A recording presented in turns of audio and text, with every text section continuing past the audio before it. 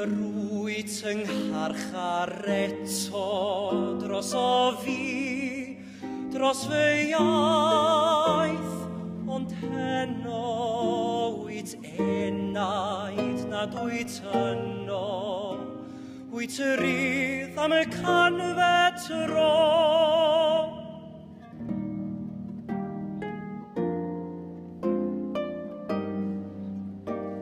Doi heno fel pendanod fy ilwyd, doi filwaith fel cysgod i mewn i glydwch fy mod, doi heibio yn gydwybod.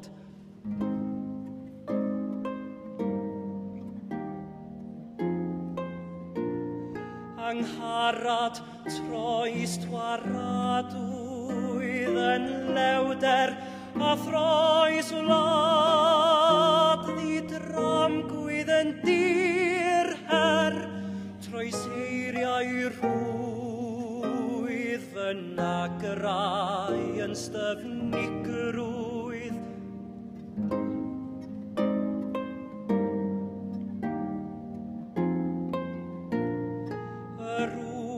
Yng ngharchar eto